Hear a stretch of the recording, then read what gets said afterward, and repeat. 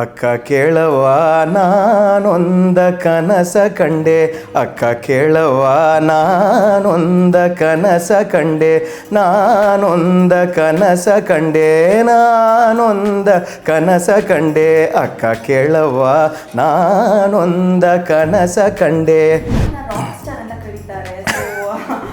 First time one organizer said he's the rock star of Karnataka music, and I was so shocked. I was sitting on the stage and I looked at him with I was so shocked and speechless, and I started laughing.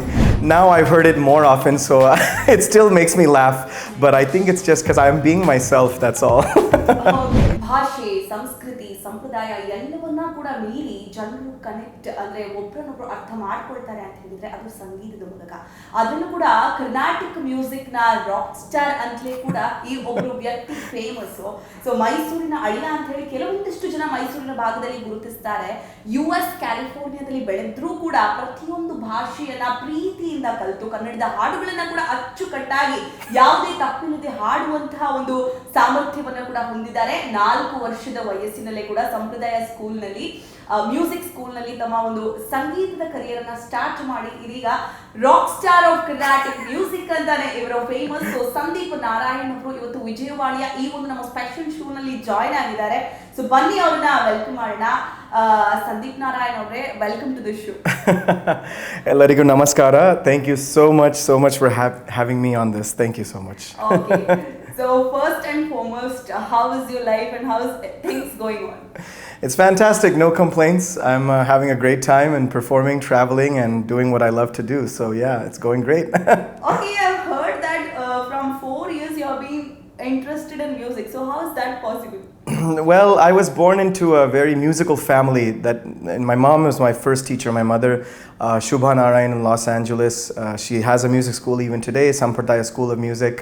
So she was teaching already, and I have 2 older brothers who learned a lot of music and still today also practice flute and mridangam.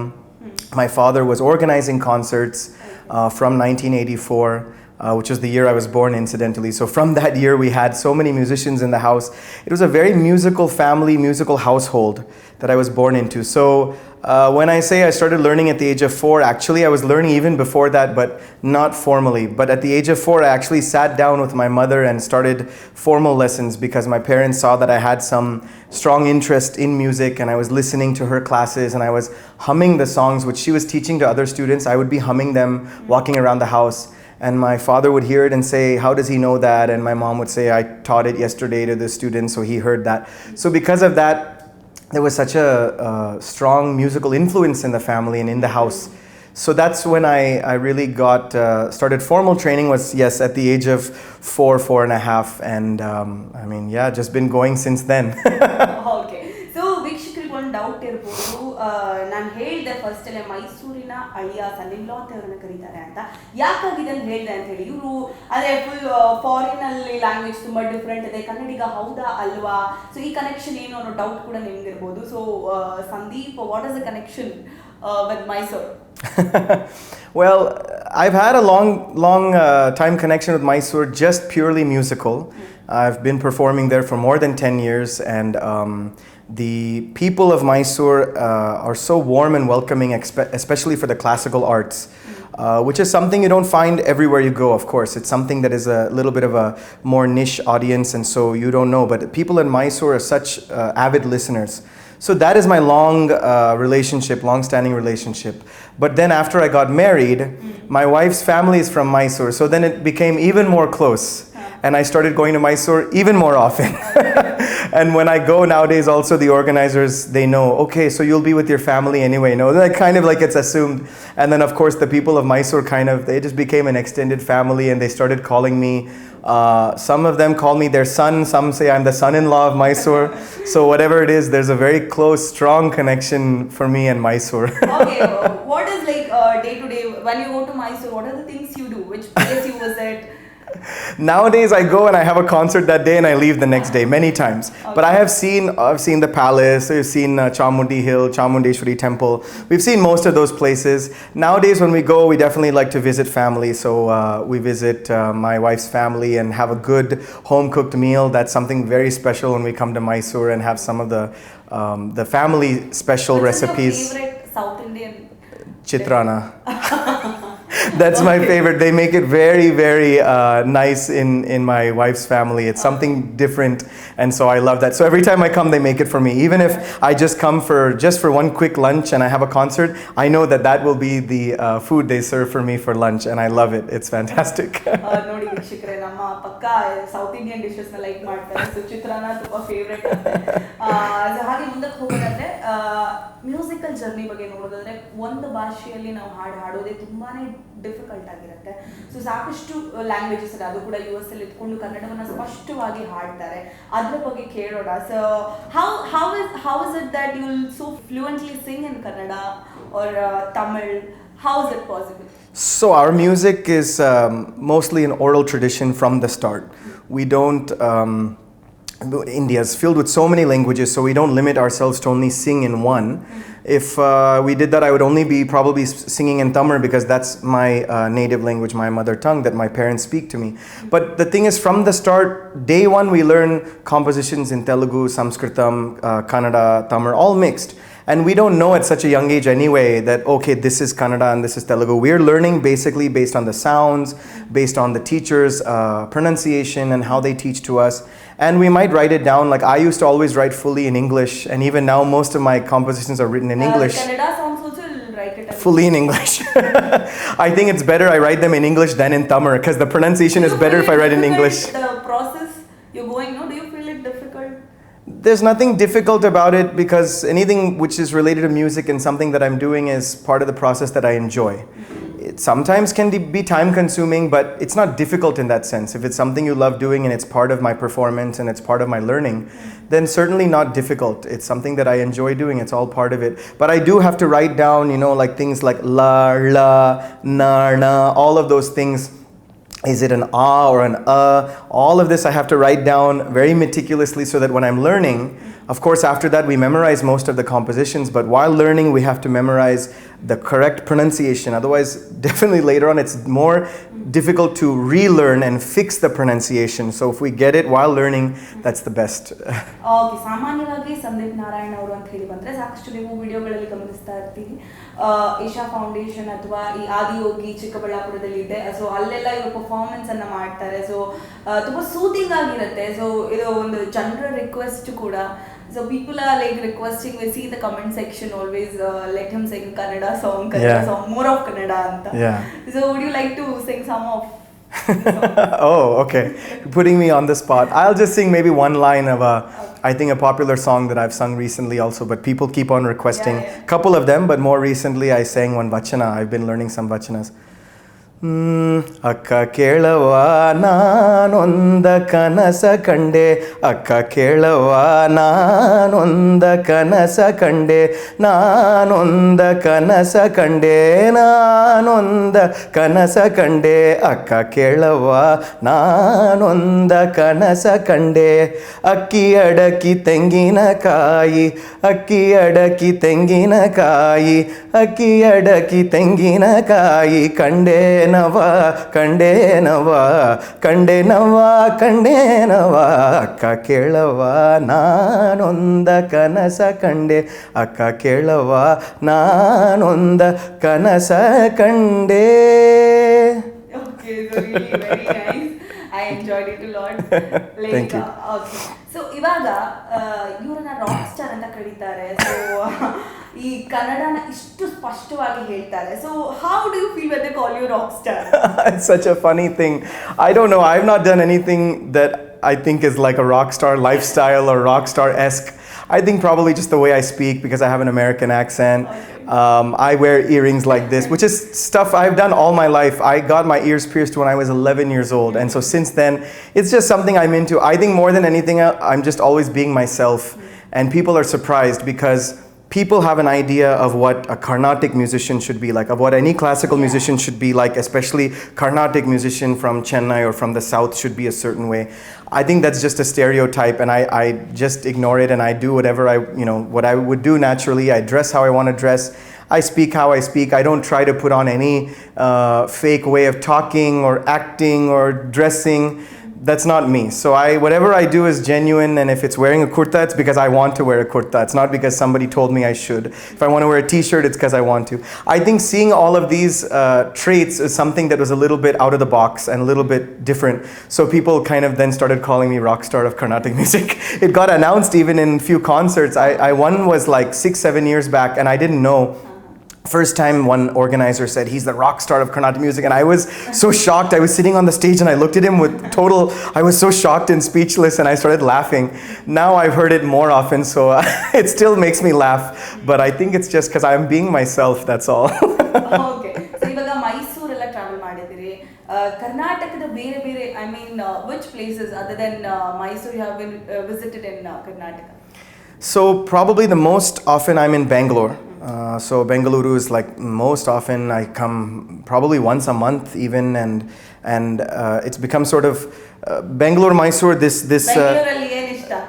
But Bangalore is so nice. I have so much family and friends here. So many family members and friends, close friends are here, and it's a very different approach to the concerts in Bengaluru and even Mysore. I would say that there's not as much saturation as there is in Chennai. Chennai audiences are spoiled in a good way. In a good way, they have so much opportunity to listen, and that's how I came up, because we had that opportunity to listen to so many concerts. It's a fantastic ecosystem in Chennai. I think in Bangalore, because it's not as much of exposure to concerts happening as Chennai, people also come with a different approach, their different mentality to listen to the concert, which is also nice. So I appreciate that. So when we sing here, we also sing in a different way. Of course, I sing more of Purandadasa Kritis and the Vachanas when I come to Bengaluru or Mysuru, and even when I go to Mangalore or Udupi, that side a lot. So you were asking where else I perform. Definitely Udupi is a wonderful place. I've performed in the temple 2-3 times. Subramanya, Kuke Subramanya I've performed, and then in Puttur 2-3 times I've gone, and of course in Mangalore itself I have performed 2-3 times even earlier this year. So I keep coming to this region, and kind of it's become a second home to me.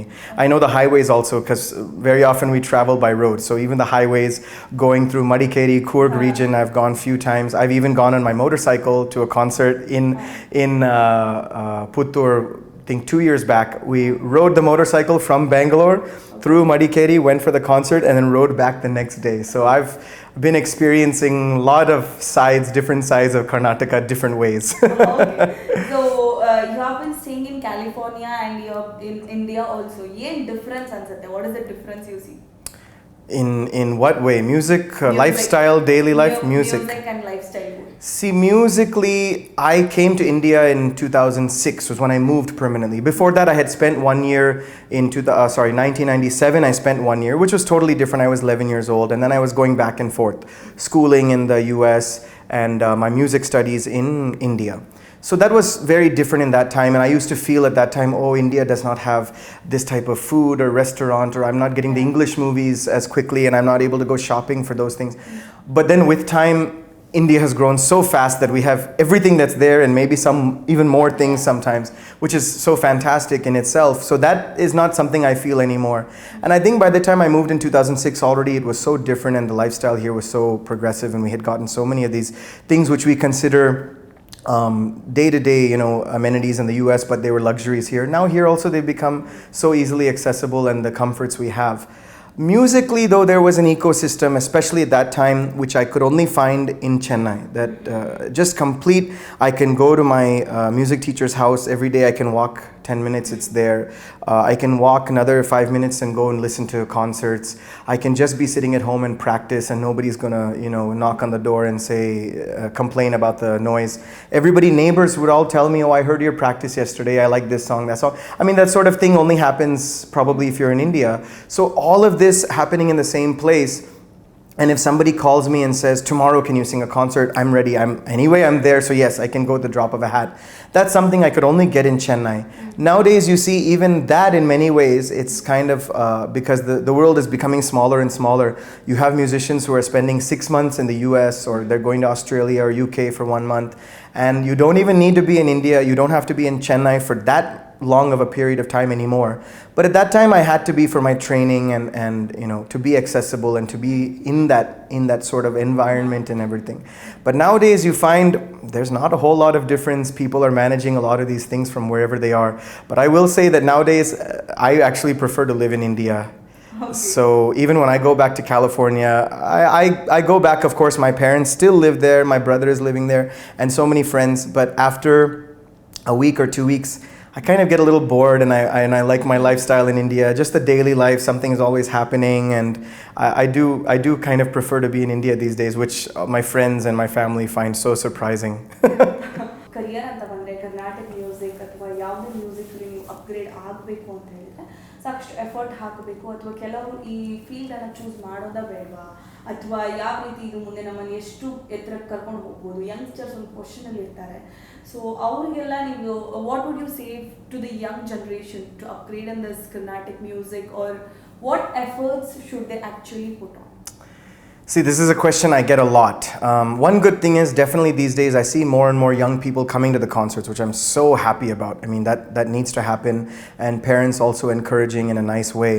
There's somewhere people thought Carnatic music and classical music is not cool, and so I'm really trying hard to change that perception in both how the music is presented and just how I maybe am portraying the music and myself to the world, and kind of getting that connection, trying to connect with more people and speak to them if I have to. But as far as the students coming up, there's no shortcut. Many parents and many students come and ask me, sir, how do I want to give concerts like you, how do I do that? Or my child, how do I get them to the stage like you? I mean, I've been doing this for I've been learning music for almost all my life, and I mean, anybody can calculate my age very easily. So almost 40 years now I'm doing this. So there's no shortcut to get to this. Nobody's going to just magically overnight do this. It's just practice. And I know that's the cliched thing to say, but that's all it is. And people don't want that. There is a certain notion that in the field of music we can't upgrade, we can't make money, or there's no future. What would you tell to those set of people? I don't think anybody should. See, I could just say nobody should get into anything for the money, but I'm not here to say any philosophies or some message like that, because that's a whole bigger thing. I would say for music and for arts, you get into it because you're passionate about it, because you love doing it. If I wanted to do something for money, I would not have moved to India at the age of 21. I would not have taken up Carnatic music full time at that age, only because of my passion just outweighing anything else in my life. My interest and just the inclination towards learning more about Carnatic music. And at that time, I didn't know if I'm going to be successful or not. I didn't know whether I'll start getting called for concerts and traveling the way I do. Today, it's so nice because I get to travel. I get to meet so many people because of my music. But when I got into it at that time in a serious way, I didn't know, okay, in 10 years I'll do this, in 15 years I'll do that. And you don't even know no planning. You don't know in 5 years what your bank balance is going to be. Is it in the negative or the positive also? You have no idea. You don't think about it. You don't even worry about it because it's all secondary. It's all somewhere in the side. You just have to push that away. For me, it was just music, music, music. That was it. I think only if you come into it with that, then other things have a chance to fall in place. I can't promise that it will. I'm not making any promises, because then people say, I devoted my life to this and it didn't happen. That's also possible that might happen. It's not so easy. But only if you do that, you give it a chance, you give it an opportunity. And in hindsight, I can say, oh, why did I go to college and I studied law? I wanted to go to law school. Why did I do any of that? Yeah, in hindsight, we can say all these things, but at that time, we don't know. So I wanted to get a degree to have some backup option. I wanted to be a lawyer at some point. Yeah, and backup option probably more because of my parents, because when I said I want to take up music, they said, you better finish your degree first. And then even after I moved to India and I was pursuing music full time after 1 or 2 years, my dad is like, okay, when are you going to move back? And I was like, no, I want to continue. It's very difficult. But after 3-4 years, when I had some doubts, is this a feasible plan that I can continue doing this or not? That's when all the family members said, no, you must continue because it's going so well and you've dedicated yourself. You're completely into this 100%, so now don't back out. Okay, people in IT or some other 9-to-5 jobs still get bored. Is there like any of the time you were bored and all? I don't think so. I think sometimes you can feel a little tired, but that's just because of probably the physical toll of travel and performance. And even that, there's ways to re-energize. And I would say no matter how much I've traveled, no matter how much I feel tired, the moment I get on stage with people there, I get some adrenaline or energy, whatever you want to call it. Something rushes through me, and the next 3 hours, I don't even think. Then after that, I might feel tired again. So when you love doing something like this, I don't think that you get bored. I mean, I can't comment on IT professionals because I don't have an IT job, but the easiest thing for me to say is if you love what you're doing, then you won't feel bored. You won't really feel like it's something that you don't want to do. And what are your hobbies in free time? I don't have any free time.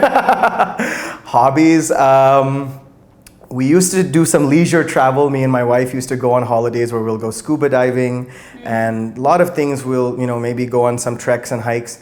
Nowadays, we're both so busy that we've not gone on like a proper vacation in years. It's more of, where am I traveling for a concert? Do you also want to come? Where is she going to perform? Can I also go? It's like that. That's the only travel that we have.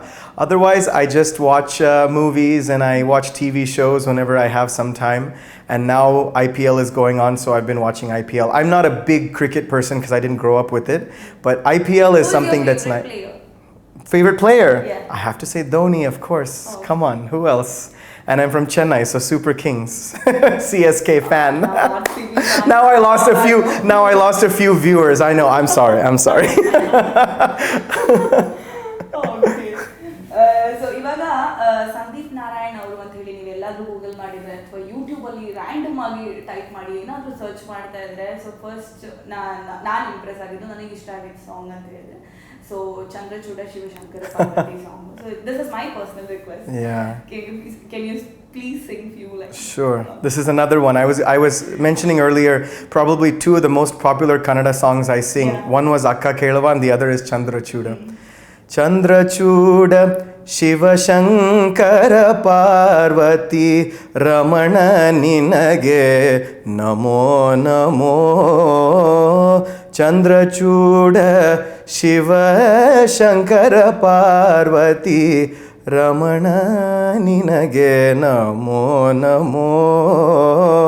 Chandrachud Shivashankara Parvati ರಮಣ ನಿನಗೆ ನಮೋ ನಮೋ. ರಮಣ ನಿನಗೆ ನಮೋ ನಮೋ. ರಮಣ ನಿನಗೆ ನಮೋ ನಮೋ. ಓ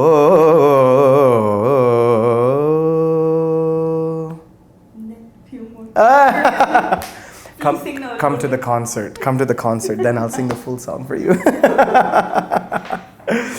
Okay. So we have you have the Isha Samskriti school. Yes. What different it is from the other schools? In all ways. In all ways possible. I think for me, especially coming from the US and having a certain academic background and idea of what schooling is and what it should be, Isha Samskriti was something completely upside down for me when I first got to know about it. Now I'm of course much more involved. So it doesn't Coimbatore, right? So Isha Samskriti School is one of the many schools that that's been founded by Sadhguru and envisioned by Sadhguru, and is part of Isha Foundation. So this is in Coimbatore Ashram. It's inside the campus of Isha Yoga Center. Isha Samskriti is completely different because in school, at the most, of course, our major subjects are mathematics, English, some computer, history. Like this, we learn the usual science and all of that. And then maybe some elective subject, maybe you have a music class or you have an arts class or something. So in Isha Samskriti, it's the other way. Our 4 to 5 major subjects are music, Bharatanatyam, Kalaripayattu, the ancient martial arts, Sanskritam, yoga, Siddha and Ayurvedic medicine. They won't be studying math or science? So they do study that as well. So what happens is Isha Samskriti, we start the age group between 7 and 9. They must be between the age of 7 and 9, and they study for 10 years. It's a 10-year program. So before that, they have of course studied in other schools from the age of 3 or 4. They would be in some different schools. So they also learn some of the basics of the other subjects. And when they come to Samskriti, they continue learning in the first 4 years, they're learning math, English, science. They have all of these subjects. So to a certain extent, they have a strong foundation in these as well. We know that is of course important, that we don't want to completely push that aside. But after a certain basic understanding of that, we want them to explore other things. So this is Sadhguru's vision, is that we offer arts as a major focus. See, I myself am a product of traditional education where music was only happening on the side. Now, like I said, in hindsight, if we look back and I had flipped it, maybe I would have been somewhere else much earlier in my musical growth and my musical understanding, which took longer. So it's very much to promote that. And so what we do is the students, from the beginning, they learn a little bit of music, both Carnatic and Hindustani. They learn a little bit of Bharatanatyam. They learn the Kalaripayattu. Throughout their schooling, they're learning yoga. And they sometimes they learn Siddha medicine basics, and some even pursue that to a much deeper level. Same in Sanskritam. They're all proficient in at least some basic fundamentals of Sanskritam, which is a language that hardly anybody even knows now. But all of our students in Isha Samskriti have a basic understanding. Yeah, Sanskrit is just now in PU, second PU, I guess. It's optional here. Okay, yeah, in many schools it's not even an option. Somewhere maybe an optional language, but many students are not taking it up as the language they want to pursue. But our students will have a basic understanding of that and pursue it even further, to the point where they're doing entire theatrical productions, plays in Sanskritam. Full productions our students will do in Sanskritam. So that level of understanding is there. Then many of them later on will take up music or dance or Kalari as their focused subject. So they would keep the Sanskritam or something as a secondary subject. How many students are there? So right now in Samskriti school we have about 180 students, close to 200 students. Okay. But the school is expanding every year, so next year it'll become even more and even more. And the school is something that started with, I think, just 10-15 students about 12-13 years ago when it was first started. Okay. And it's grown so much in the sense that we are now we're not able to keep up with the demand. So many applications are coming from all over the world. You won't believe. See, I still find it so surprising, although by now I should find it less surprising, that people from the US, parents in the US, the UK, Australia, all over, even all over Asia, they want to send their children to Isha Samskriti. And Sadhguru is very clear about it.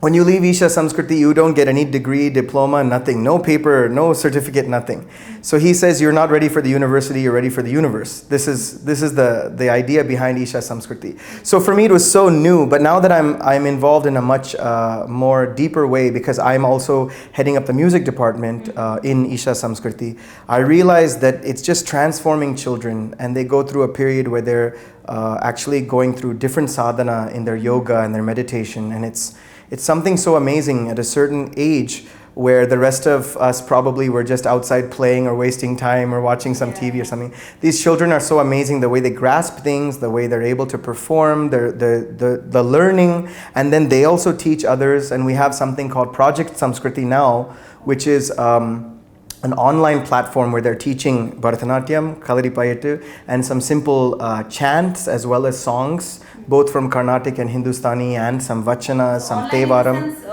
It's on the duration, like 1 hour. It's different. It's scheduled classes. So this week would be this particular class or subject would be taught, and then you can sign up for it. Like different programs would have different registration. So that's there. Anybody can go to the Project Samskriti website and look up all of these things. And alongside that, all of our students now, many of the alumni are performing live.